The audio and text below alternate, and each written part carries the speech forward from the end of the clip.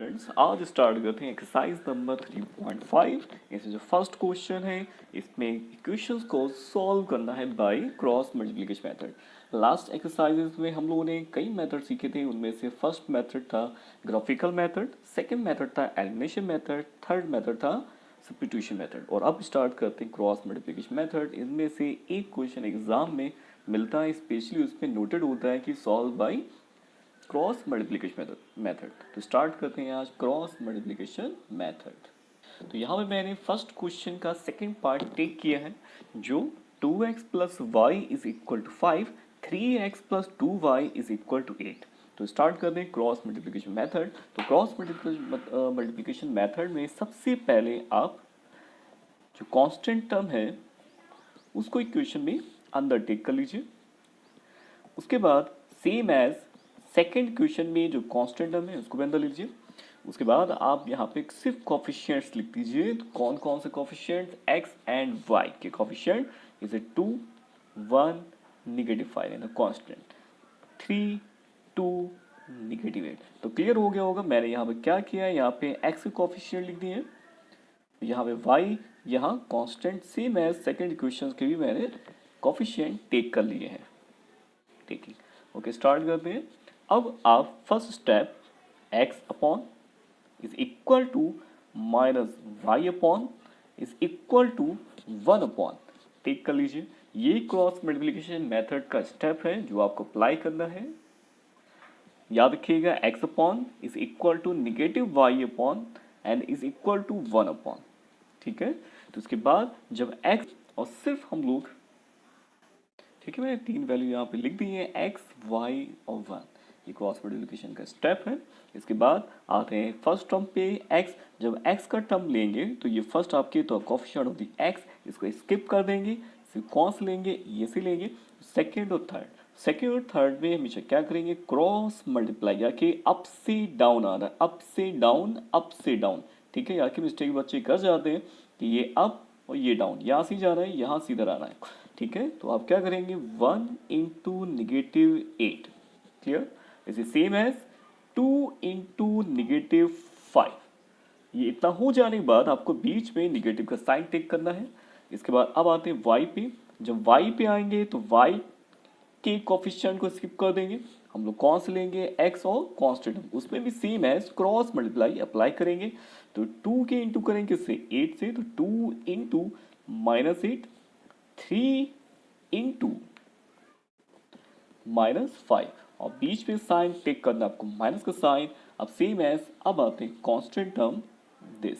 जब इस टर्म पे आएंगे तो हम लोग क्या करेंगे, इस टर्म को स्किप कर देंगे और इंटू लेंगे एक्स वाई की। तो 2 इंटू 2, क्या किएगा, क्रॉस मल्टीप्लाई करनी है और अप से डाउन आ रहा है, डाउन से अब नहीं जाना है, अप से ही डाउन आना है। तो सेम एज 1 इंटू 3, अब साइन लेंगे सेंटर में माइनस। तो ये वैल्यू हमारी आ चुकी है। अब इसको कैलकुलेट कर लेते हैं। x upon -8 minus plus 10 minus y, देखिए नेगेटिव वाई चल रहा है यहाँ पे, -16 और ये +15 इज इक्वल टू 1 अपॉन 4 -3। ठीक है, आगे वैल्यू निकाल लेते हैं इनकी। x upon 2 is equal to minus y upon -1 and 1 upon 1। ठीक है, वैल्यूज हमारे पास आ चुकी हैं। अब सेकेंड स्टेप जो हमारे पास होगा तो उसमें हम लोग इनको आपस में इक्वल टेक करेंगे। तो कैसे इक्वल टेक करेंगे देखिएगा, ये वैल्यू x, ये y और ये कांस्टेंट टर्म। तो एक बार x equal to constant term और एक second step y equal to constant term. एक बार x equal to constant term लेना है और एक बार y is equal to constant term लेना है। तो x upon 2 is equal to 1 and y upon 1 is equal to 1। तो x इज इक्वल टू 2, ठीक है, and the y is equal to 1। तो इस तरह से हमारे आंसर्स आ चुके हैं। तो ये मेथड था आपका क्रॉस मल्टीप्लिकेशन मेथड। आपको क्लियर हो गया होगा। एक बार फिर रिपीट कर देता हूँ, आप हमेशा किसी भी क्वेश्चन को क्रॉस मल्टीप्लिकेशन मेथड से अगर सॉल्व करना चाहते हैं तो सबसे पहले आप वहाँ पे कांस्टेंट टर्म को अंदर टिक कर लीजिए, इक्वल टू 0 होना चाहिए। इक्वल टू 0 हो जाने के बाद एक्स वाई और कांस्टेंट टर्म की वैल्यूज यहाँ पे नोट कर लीजिए। फिर एक्स अपॉन वाई में याद रखिएगा नेगेटिव साइन लगाइएगा और फिर 1 अपॉन, उसके बाद एक्स जब वैल्यूज टेक करें तो एक्स की वैल्यू स्किप कर देंगे और अदर वैल्यूज हम क्रॉस मल्टीप्लाई में टेक करेंगे। सेम एज वाई पे अदर वैल्यू टेक करेंगे, वाई की स्किप कर देंगे और 1 पे आएंगे मीन्स कांस्टेंट टर्म में तो कांस्टेंट वैल्यू की स्किप कर देंगे और एक्स और वाई की क्रॉस मल्टीप्लाई करेंगे। तो स्टार्ट करते हैं नेक्स्ट क्वेश्चन।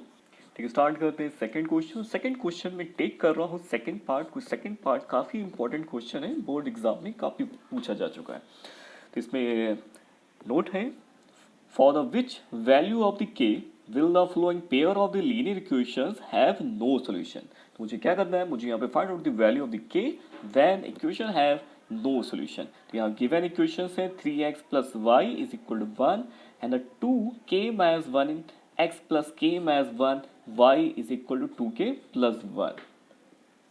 ओके, मैंने यहाँ पे इक्वेशन नोट कर ली है। तो यहाँ पे गिवन है कि यहाँ पे जो सॉल्यूशन है कैसा है, नो सॉल्यूशन। तो नो सॉल्यूशन होने पे हम लोग जानते हैं कि लाइंस पैरेलल होनी चाहिए। सो लाइंस आर पैरेलल। ठीक है, लाइंस कैसी, जो इक्वेशन है इक्वेशन और लाइन होती है तो लाइंस कैसी आएंगे, पैरेलल आएंगे। तो मीन्स इंटरसेक्टिंग पॉइंट कोई नहीं मिलेगा। जब कोई इंटरसेक्टिंग पॉइंट नहीं होगा तो कोई सॉल्यूशन भी नहीं होगा। ठीक है, स्टार्ट करते हैं find out the value of the k. तो अगर नो सॉल्यूशन होता है तो हम लोग जानते हैं वहाँ पे कि a1 upon a2 is equal to b1 upon b2 and not equal to c1 upon c2 होता है। तो हम लोग ले लेते हैं वैल्यूज यहाँ पे। तो a1 is 3 and the a2 is 2k minus 1, b1 is 1, the coefficient of the y, b2 is the coefficient of the y from the second equation और c1 और c2 is not equal to, तो उसको late करने की जरूरत आपको नहीं है, आंसर इसी से आ जाएगा। तो ठीक है, स्टार्ट करते हैं। तो इसमें find out the value the k, तो take the cross multiply for the finding the value of the के।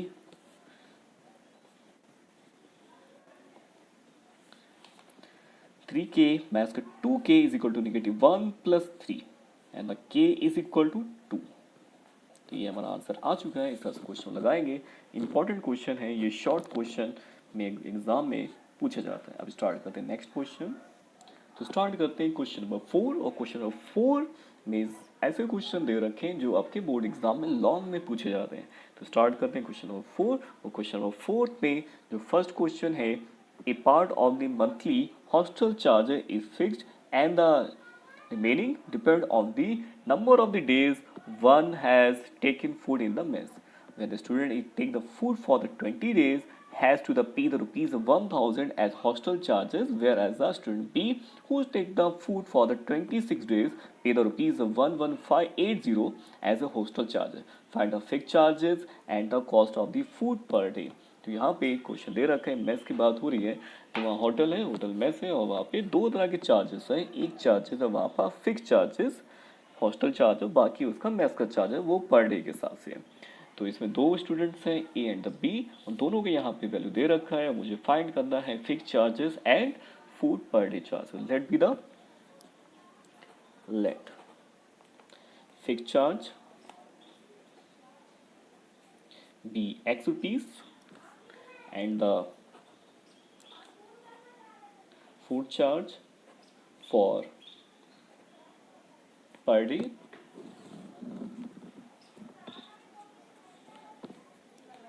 y rupees। ठीक है, वैल्यू यहाँ पे मैंने टेक कर ली है। ठीक है, स्टार्ट कर दें। Is the first case. The first case, total cost by A for 20 days. तो 20 दिन के लिए, 20 डेज के लिए कितना अमाउंट दिया है ए ने, इज 1000 रुपीज़। तो यानी कि एक तो इस पर हॉस्टल चार्जेस होगा यानी फिक्स चार्ज, वो कितना है x रुपीज़, तो वो तो इंक्लूड होगा। बाकी 20 डेज रुका है वहाँ पे, तो 20 डेज का पर डे का उसको फूड चार्ज देना होगा और पर डे का फूड चार्ज कितना है, is y rupees. So the 20 days is 20y, the total amount is 1000। तो first equation completed। The second case, so second case is given student B who takes food for the 26 days and paid the 1180। तो total cost by B for 26 days और 26 days का amount कितना है यहाँ पे ₹1180 यानी 1180 rupees. तो B ने भी इतने रुपए दिए हैं 20 डेज के लिए, तो यानी कि एक तो फिक्स चार्जेस उसको दिया होगा, मीन्स हॉस्टल चार्जेस, बाकी पर डे का फूड चार्जेस। तो कितने दिन रुका है वो 26 डेज, तो 26 into y is equal to 1180। ये हमारी सेकेंड इक्वेशन बन चुकी है। दोनों इक्वेशन को सॉल्व करना है। मेथड आप यहाँ कोई सा लगा सकते हैं, आप चाहे सब्स्टिट्यूशन मेथड लगाइए, एलिमिनेशन मेथड लगाइए या क्रॉस मल्टीप्लिकेशन लगाइए। तो स्टार्ट करते हैं। सबसे इजी क्या रहता है हमारा एलिमिनेशन मेथड, तो एलिमिनेशन मेथड यहाँ पे अप्लाई करते हैं। तो एलिमिनेशन मेथड बाय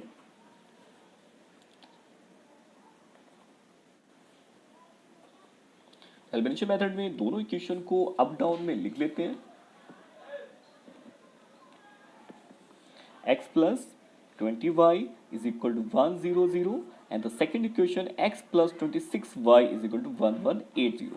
ठीक है, तो एलिमिनेशन मेथड में first step eliminate first variable from these equations. तो यहाँ पे देखिए ऑलरेडी x कैसा है, सेम है, तो क्या करते हैं साइन चेंज कर देते हैं ताकि ये अपोजिट साइन हो जाए और ये आपस में कैंसिल हो जाए। बैलेंस करने की जरूरत ही नहीं, ऑलरेडी ये बैलेंस थे पहले से। तो 20 minus 26 is -6 and this value is 180 with negative sign, negative cut, and the y is equal to 180 upon 6 3s are, then the y is equal to 30। y value तो आ चुकी है, then find out the value of the x। तो x कैसे value निकालेंगे, put in any equation। to take the first equation is very easy, तो x plus 20y is equal to 100।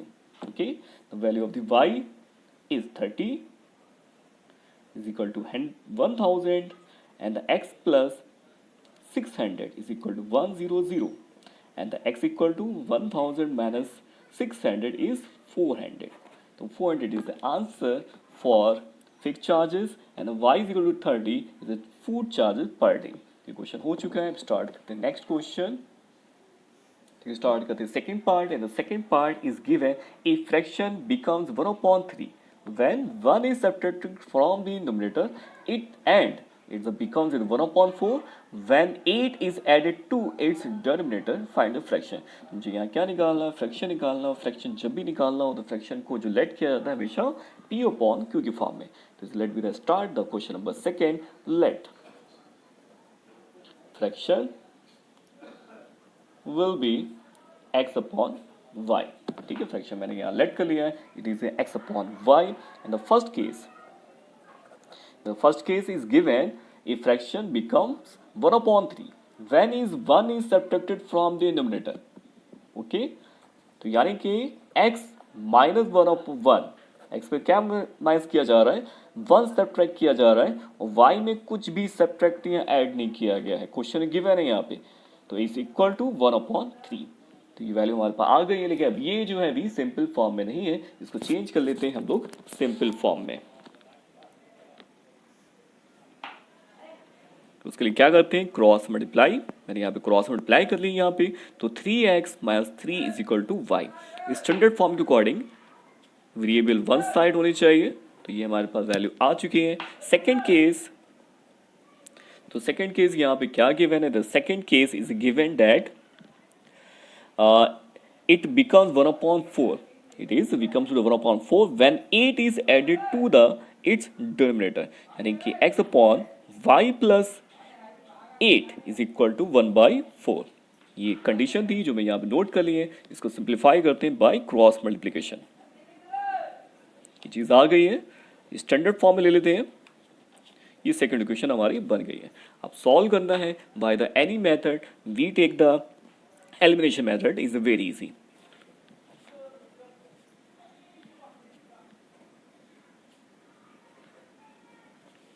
तो elimination method is 3x minus y is equal to 3 is the first equation and the 4x minus y is equal to 8।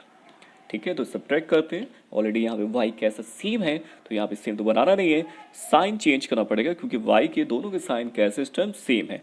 तो मैं sign change कर रहा हूँ, ये plus का minus और minus का प्लस और प्लस का minus. y is a cut 3x minus 4x is a x and the 3 minus 8 is a -5। negative cut, then the value of the x is 5। then after find out the value of the y by put in any equation. We take the first equation is the 3x minus y is equal to 3.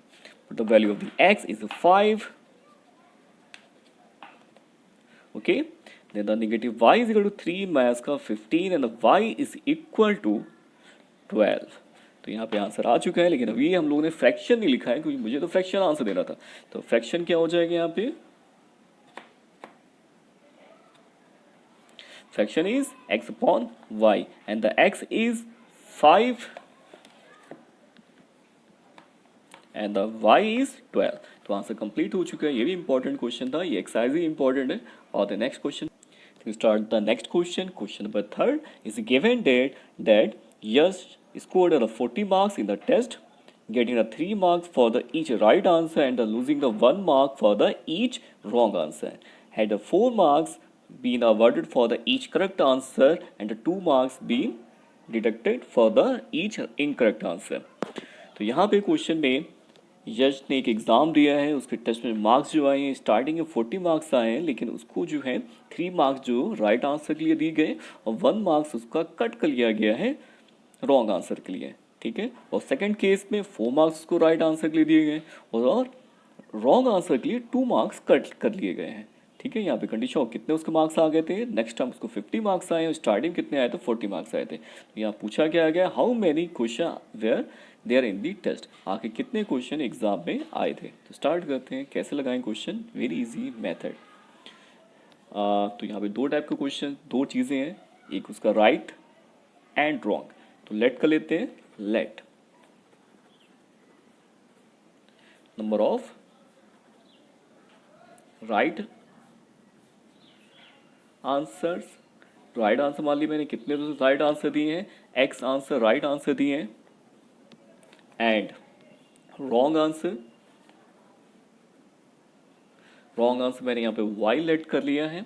और मैं पूछूँ the total number of the question तो आप क्या बोलेंगे, x plus Y बोलेंगे, क्योंकि ये राइट आंसर है, ये रॉन्ग आंसर है. टोटल क्वेश्चन कितने एग्जाम में आए थे तो आप दोनों ऐड करेंगे, टोटल आंसर आपका आ जाएगा.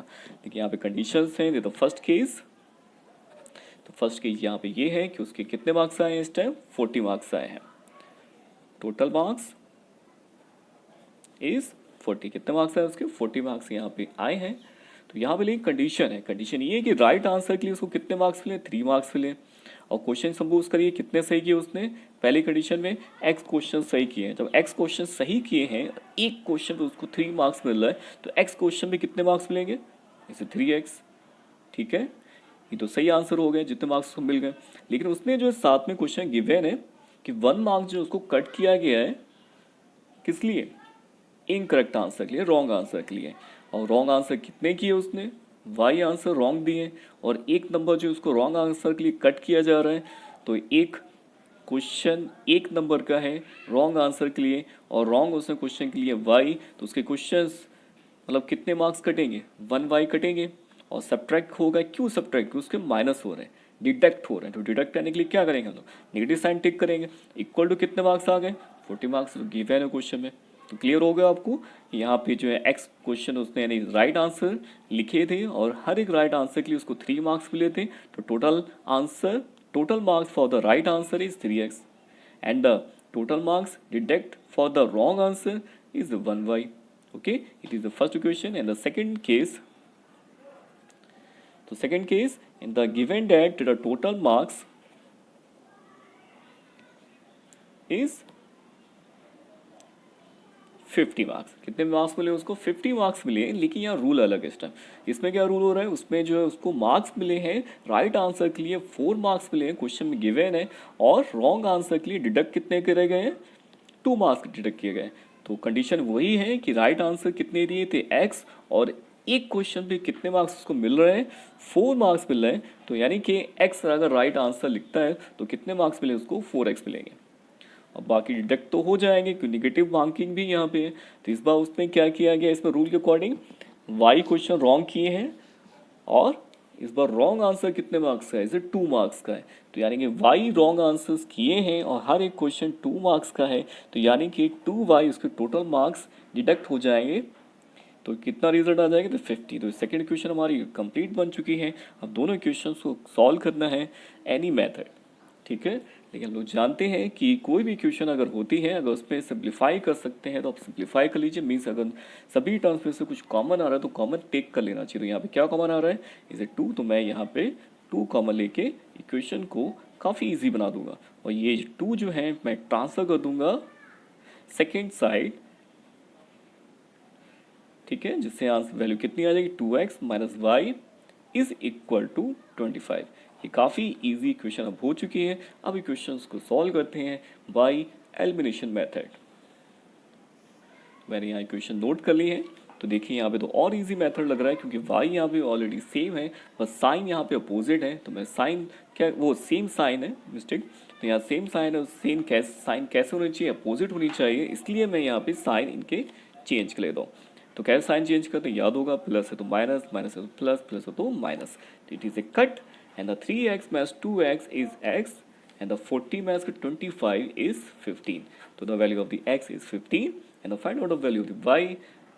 Take the any equation, I take the second equation. By second equation is a 2 into 15 minus y is equal to 25 and the negative y is equal to 25 minus 30 and the y is equal to is 5. तो ये हमारा आ गया है x Y की values. मुझे क्या निकालना था, टोटल क्वेश्चन। तो टोटल क्वेश्चन कितने हो जाएंगे, जो राइट भी हो रॉन्ग भी हो दोनों काउंट होंगे, यानी x plus y. Then the 15 plus 5 is 20।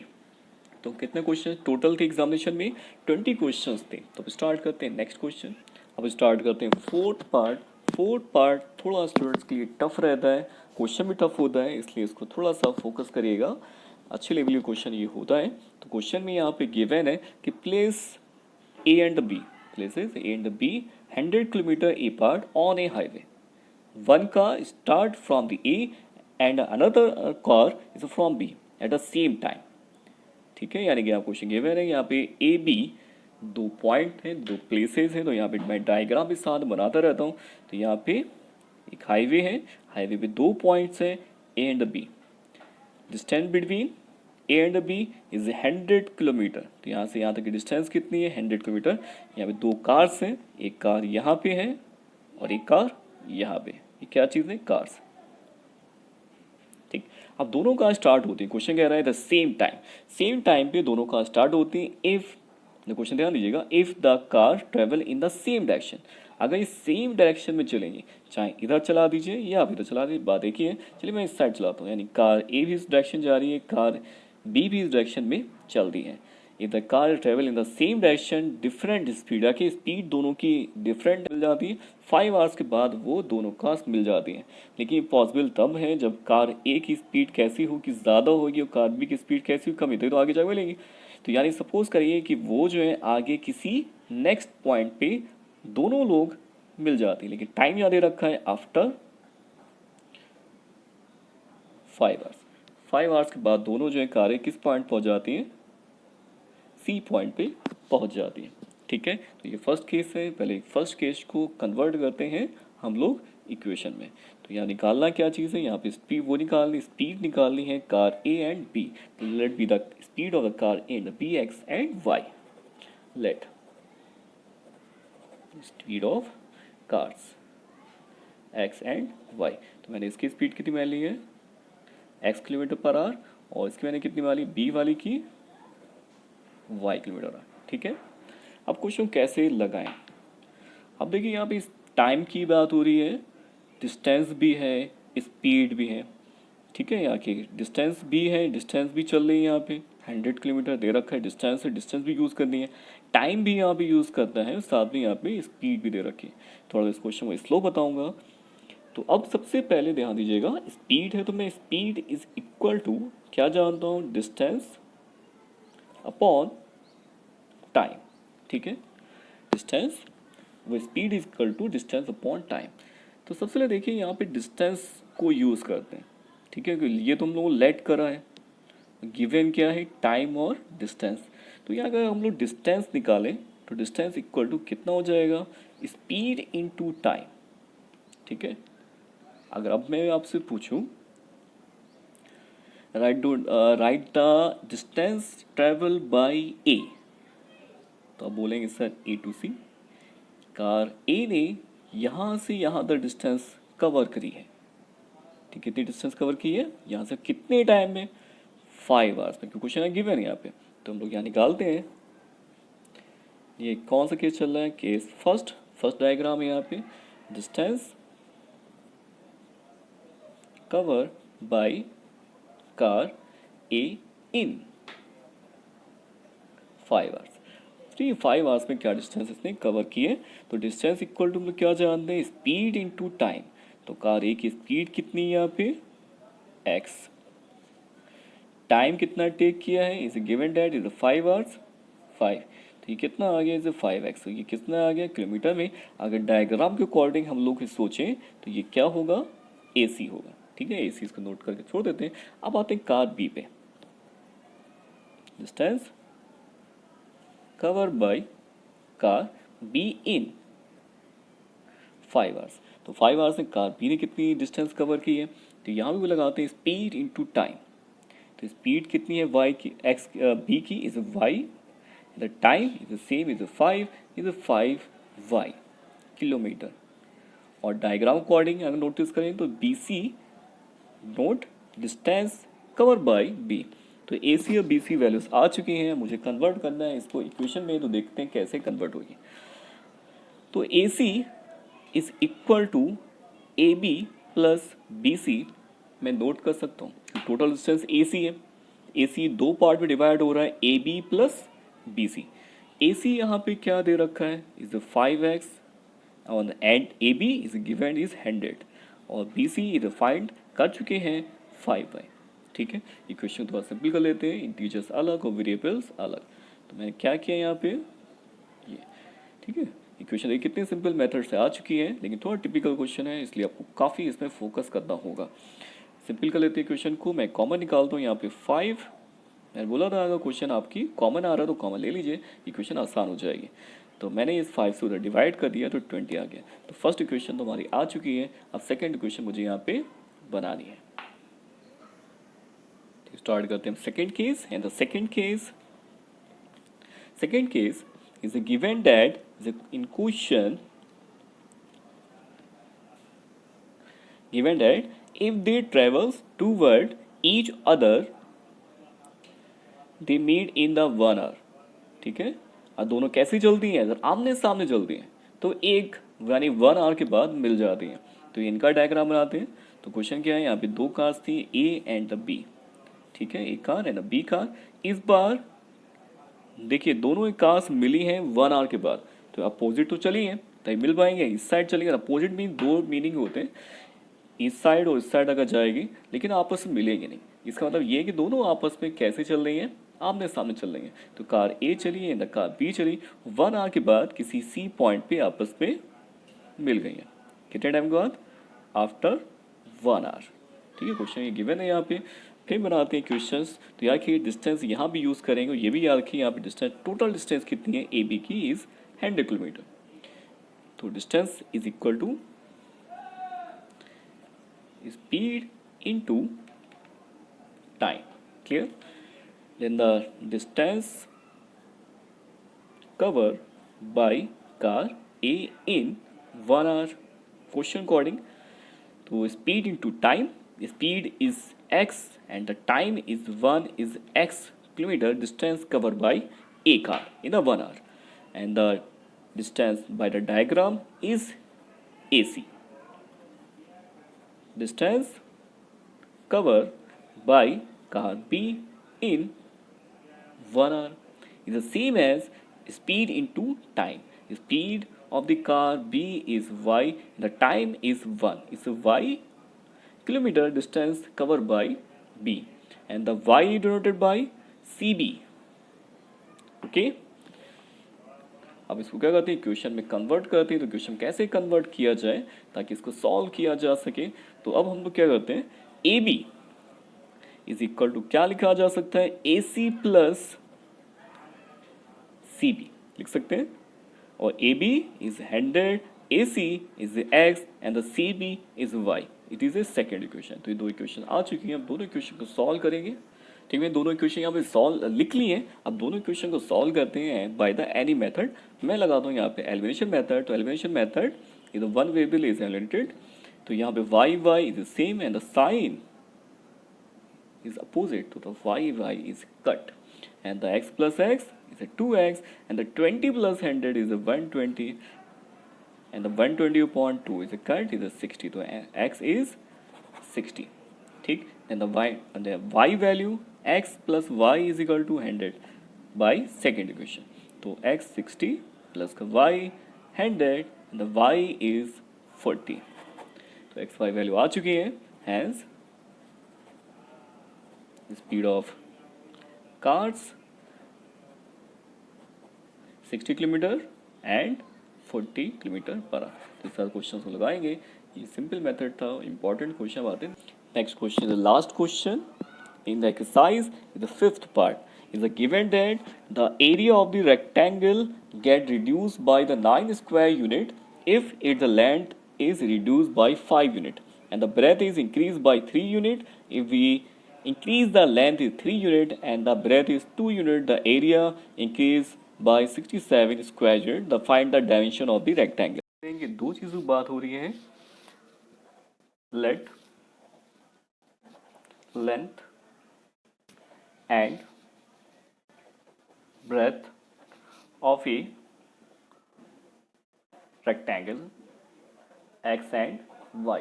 तो यहाँ मैंने लेंथ और ब्रेथ लेट कर ली है x एंड y, लेकिन यहाँ पे तो एरिया की बात हो रही है, तो हम यहाँ पे क्या निकालते हैं, एरिया निकाल लेते हैं। और ये जो rectangle is length into breadth then x into y, ये एरिया है, लेंथ ब्रेथ एक्स वाई है। तो first case is given that the area of the rectangle get reduced by 9 square unit if its length reduced by 5 unit and the breadth is increased by 3 unit। तो question में ये दिया जा रहा है कि अगर मैंने वहाँ पे उसकी लेंथ 5 यूनिट इंक्रीज की, ठीक है, नहीं रिड्यूस की, डिक्रीज की मीन्स रिड्यूस में कम करी, and the breadth is 3 unit increase की मैंने, तो उसका एरिया जो था 9 यूनिट कैसा हो गया, रिड्यूस हो गया। तो यानी कि न्यू लेंथ, तो न्यू लेंथ कितनी हो जाएगी, पहले कितनी थी x थी और 5 यूनिट क्या हुआ, रिड्यूस हुआ है, इसी तरह से न्यू ब्रेथ, तो यहाँ पे भी ये आपका ब्रेथ 3 यूनिट कैसा हुआ है, इंक्रीज हुआ है, तो यानी y प्लस 3, तो new area is same length to the breadth, new length and the new breadth, तो ये एरिया आ गया हम लोग के पास। अब क्वेश्चन में यहाँ पे गिवन है, गिवन ये है कि new area is get reduce by 9 square unit, यानी जो न्यू एरिया है वो ओल्ड वाले एरिया से कैसा है, 9 यूनिट कैसा हो गया है, कम हो गया है। तो हम अकॉर्डिंग टू क्वेश्चन, ओके, ये न्यू एरिया, ओके, अब new area is reduce by 9 compare to the original area, ठीक है, original area x y and new area this, तो ये क्या 9 कम हो गया, ये यानी कि 9 ज़्यादा है, तो चाहे हम 9 इधर से माइनस कर दें या फिर 9 इस साइड प्लस कर दें, तो ठीक है, तो चाहे आप इधर 9 का जोड़ दीजिए तब भी इक्वल हो जाएगा, या फिर 9 इधर माइनस कर दीजिए भी इक्वल हो जाएगा, ठीक है, ओके।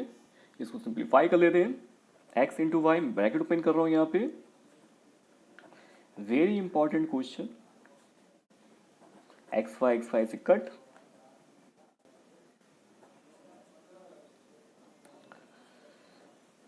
इक्वेशन तो और सिंप्लीफाई कर लेते हैं, ठीक है, इक्वेशन मेरे पास आ गई है, फर्स्ट इक्वेशन, ठीक है। अब आते हैं सेकेंड केस पे, तो सेकेंड केस यहाँ पे क्या है, द सेकेंड केस, तो second case is given if we increase the length is 3 unit and the breadth 2 unit, ठीक है, रखिएगा द इंक्रीज लेंथ भी 3 यूनिट इंक्रीज की गई है, ब्रेथ को 2 यूनिट इंक्रीज करा गया, then the area is increase by 67 square unit, new length is x plus 3, new breadth is equal to y plus 2, ठीक, okay. then new area is length into breadth. This thing. हमें क्या condition है कि new area is increase by 67 square unit. तो यहाँ जो new area है,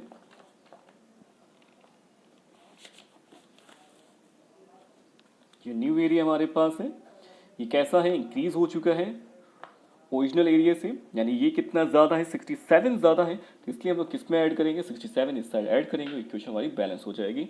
तो ब्रैकेट ओपन कर लेते हैं ताकि ये रिड्यूस हो जाए, इक्वेशन सिंपल फॉर्म में आ जाए.